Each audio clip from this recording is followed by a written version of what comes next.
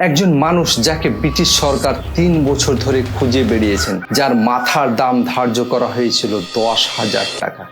সেই সময়ের হিসাবে যা ছিল একটা রাজপ্রাসাদ কেনার মতো টাকা, কিন্তু তাকে ধরিয়ে দিয়েছিলেন তারই আত্মীয়।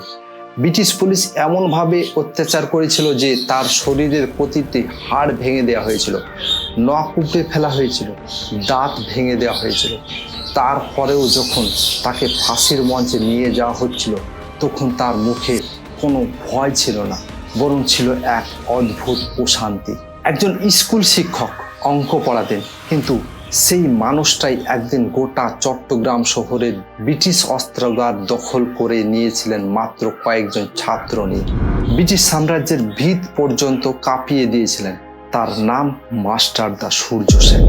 আজকে আমরা জানব কিভাবে একজন সাধারণ শিক্ষক হয়ে উঠেছিলেন ব্রিটিশদের সবচেয়ে বড় দুঃস্বপ্ন, আর কিভাবে তার মৃত্যু হয়ে উঠেছিল এক অমর ইতিহাস। ভিডিওটা শেষ পর্যন্ত দেখুন, কারণ শেষের দিকের ঘটনাগুলো শুনলে আপনার গায়ে কাঁটা দেবে। 1894 সালে চট্টগ্রামের নোয়াপাড়া গ্রামে জন্ম সূর্য সেনের। পরিবার ছিল সাধারণ, আর্থিক অবস্থাও ভালো ছিল না, কিন্তু পড়াশোনায় তুখোড় ছিলেন সূর্য সেন। কলেজে পড়াকালীন তিনি যুক্ত হন অনুশীলন সমিতির সাথে, যেটা ছিল তখনকার একটি বিপ্লবী সংগঠন। ব্রিটিশদের বিরুদ্ধে গোপনে কাজ করত। পড়াশোনা শেষ করে সূর্য সেন হয়ে যায় স্কুল শিক্ষক। চট্টগ্রামের একটা স্কুলে অঙ্ক পড়াতেন। এখান থেকেই তার নাম হয়ে যায় মাস্টারদা। ছাত্ররা তাকে ভীষণ ভালোবাসত, শ্রদ্ধা করত, কিন্তু ছাত্ররা জানতো না যে তাদের এই শান্ত ভদ্র শিক্ষকের মনে একটা আগুন জ্বলছে। সেই আগুনের নাম দেশের স্বাধীনতা। ক্লাসের বাইরে মাস্টারদা তরুণদের মধ্যে দেশ প্রেমের বীজ বুনতেন। আস্তে আস্তে তার চারপাশে তৈরি হতে থাকে এক তরুণ বিপ্লবীর দল। এই ছেলেরা পরে ইতিহাস করবে, কিন্তু তখনও কেউ জানতো না তাদের সামনে কি অপেক্ষা করছে। 1930 সাল। ব্রিটিশ সাম্রাজ্য তখন ভারতের প্রায় অজেয়। তাদের সেনাবাহিনী, পুলিশ, অস্ত্রশস্ত্র সব দিক দিয়ে তারা ছিল বিশাল শক্তিশালী।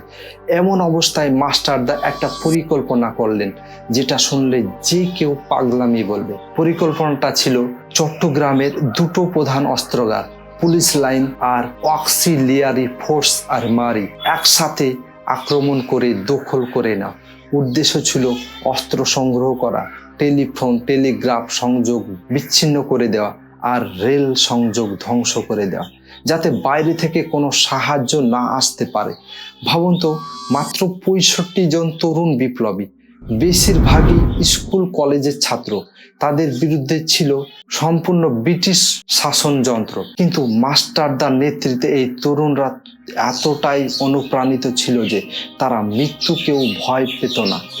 গোপনে গোপনে চলতো প্রশিক্ষণ, অস্ত্র চালানো শেখা, পরিকল্পনা তৈরি, সব কিছু চলতো নিঃশব্দে, যাতে ব্রিটিশ গোয়েন্দাদের কানে কোনো খবর না পৌঁছায়। 1930 সালের 18 এপ্রিল রাত।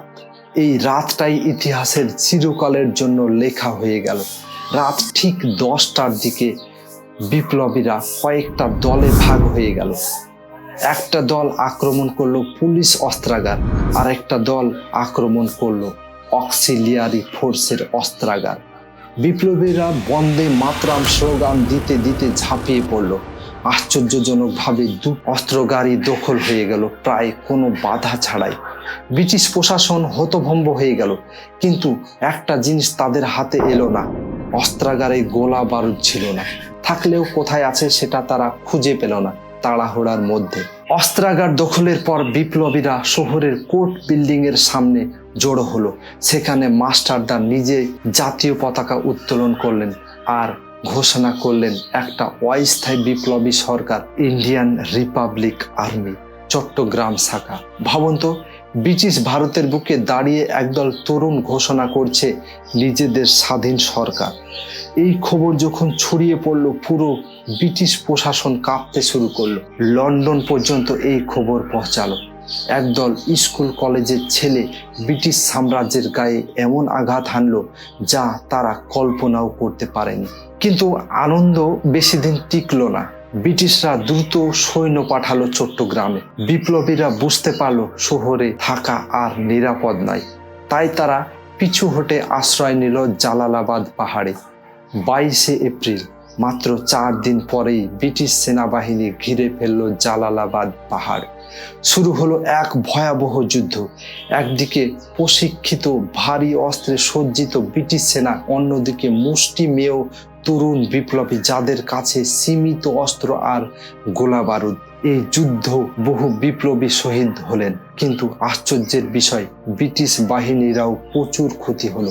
এই ঘটনা ইতিহাসে বিরল, কারণ এই প্রথমবার ভারতীয় বিপ্লবীরা ব্রিটিশ নিয়মিত সেনাবাহিনীর বিরুদ্ধে সরাসরি প্রকাশ্যে যুদ্ধ করলো, আর সেই যুদ্ধের ব্রিটিশদের যথেষ্ট মূল্য দিতে হলো। যুদ্ধের পর বেঁচে যাওয়া বিপ্লবীরা ছোট ছোট দলে ভাগ হয়ে জঙ্গলে, পাহাড়ে আত্মগোপন করলেন। শুরু হলো এক দীর্ঘ ক্লান্তিকর পলাতক জীবন। মাস্টারদাও পালিয়ে বেড়াতে লাগলেন, কিন্তু থেমে থাকলেন না। তিনি নতুন করে সংগঠন গড়ার চেষ্টা চালিয়ে গেলেন গোপনে গোপনে।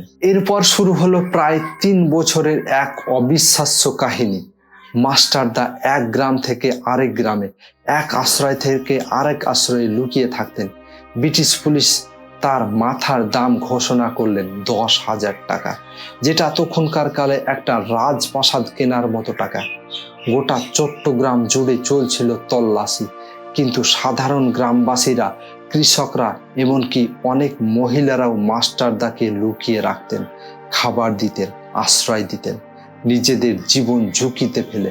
এই সময়টাতে মাস্টারদা আবার নতুন করে সংগঠন গড়ে তোলেন, আবার পরিকল্পনা করেন নতুন অভিযানের। তার সাহস আর দৃঢ়তা দেখে তরুণরা আরো বেশি করে তার প্রতি আকৃষ্ট হতে থাকে।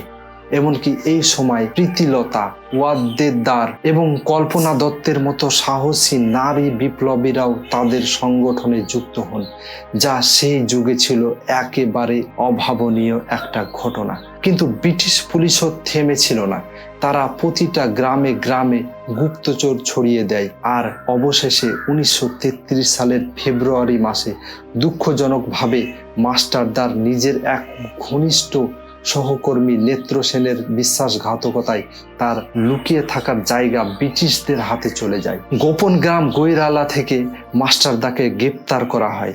যখন ব্রিটিশ পুলিশ তাকে ধরে নিয়ে যাচ্ছিল, তখন তার মুখে কোনো ভয় ছিল না, বরং তিনি শান্তভাবে হাঁটছিলেন, যেন তিনি জানতেন এটাই তার নিয়তি। এরপর যা ঘটল তা শুনলে যে কারো গা শিউরে উঠবে। ব্রিটিশ পুলিশ মাস্টারদার উপর চালালো এক অমানবিক অত্যাচার। তার দাঁত ভেঙে ফেলা হয়, হাতুড়ি দিয়ে থেতলে দেওয়া হয় তার হাত পায়ের হাড়, নখ উপড়ে ফেলা হয়। উদ্দেশ্য ছিল একটাই, তার কাছ থেকে অন্য বিপ্লবীদের নাম আর ঠিকানা বের করা। কিন্তু আশ্চর্যের বিষয়, এত অত্যাচারের পরেও মাস্টারদা মুখ খোলেননি, একটা নামও প্রকাশ করেননি। ব্রিটিশরা তার শরীর ভেঙে দিতে পেরেছিল, কিন্তু তার মনোবল ভাঙতে পারেনি। মাস্টারদাকে মৃত্যুদণ্ডে দণ্ডিত করা হয় 1934 সালের 12ই জানুয়ারি। চট্টগ্রাম কেন্দ্রীয় কারাগারে তাকে ফাঁসি দেওয়া হয়। শোনা যায় ফাঁসির মঞ্চে যাওয়ার সময় তার শরীর এতটাই ভেঙে গিয়েছিল যে তাকে ধরে ধরে নিয়ে যেতে হয়েছিল, কিন্তু তার চোখে মুখে ছিল এক অদ্ভুত প্রশান্তি, যেন তিনি জানতেন তার আত্মত্যাগ বৃথা যাবে না। আর সবচেয়ে নিষ্ঠুর ঘটনা যেটা ঘটল, ফাঁসির পর ব্রিটিশ প্রশাসন এতটাই ভীত ছিল যে মাস্টারদার মৃতদেহ পরিবারের হাতে তুলে দেয়নি, বরং তার মরদেহ একটা লোহার বাক্সে ভরে সমুদ্রে ফেলে দেওয়া হয়েছিল, যাতে তার সমাধিস্থল কোনো দিন মানুষের কাছে দেশপ্রেমের প্রতীক হয়ে না ওঠে। ভাবুন তো, একজন মানুষকে ব্রিটিশরা এতটাই ভয় পেত যে তার মৃত্যুর পরেও তারা নিশ্চিত করতে চেয়েছিল যেন তার কোনো চিহ্ন অবশিষ্ট না থাকে। কিন্তু ইতিহাস কি এতটা সহজে কাউকে মুছে ফেলতে পারে? আজ প্রায় 90 বছর পরেও মাস্টারদা সূর্য সেনের নাম বাঙালির হৃদয়ে জল জল করছে। চট্টগ্রাম অস্ত্রাগারের লুণ্ঠন আজও ভারতীয় স্বাধীনতা সংগ্রামের অন্যতম সাহসী অধ্যায় হিসাবে বিবেচিত হয়। মাস্টারদা প্রমাণ করে দিয়েছিলেন যে স্বাধীনতার জন্য বয়স, শক্তি আর অস্ত্রের পরিমাণ কোনো বাধা নয়, দরকার শুধু বিশ্বাস আর সাহস। একজন স্কুল শিক্ষক যিনি ক্লাসে অঙ্ক পড়াতেন, তিনি হয়ে উঠেছিলেন গোটা ব্রিটিশ সাম্রাজ্যের আতঙ্ক। আজকে আমরা যে স্বাধীন দেশে নিঃশ্বাস নিচ্ছি, তার পেছনে আছে মাস্টারদার মতো অসংখ্য মানুষের রক্ত আর আত্মত্যাগ। আমাদের উচিত তাদের কথা মনে রাখা, তাদের গল্প ছড়িয়ে দেওয়া, যাতে আগামী প্রজন্মেও জানতে পারে কি মূল্যে আমরা এই স্বাধীনতা পেয়েছি। মাস্টারদা সূর্য সেনের এই গল্প যদি আপনার মনে দাগ কেটে থাকে, তাহলে ভিডিওটি লাইক করুন আর কমেন্টে লিখুন আপনি এই বিপ্লবী সম্পর্কে আগে কতটা জানতেন। এইরকম আরো অজানা ইতিহাসের গল্প জানতে চ্যানেলটি সাবস্ক্রাইব করে রাখুন আর নোটিফিকেশনের বেল আইকনটি অন করে দিন, যাতে পরবর্তী ভিডিওগুলো মিস না হয়ে যায়। দেখা হবে পরের ভিডিওতে নতুন কোনো গল্প নিয়ে। ততক্ষণ ভালো থাকুন, সুস্থ থাকুন।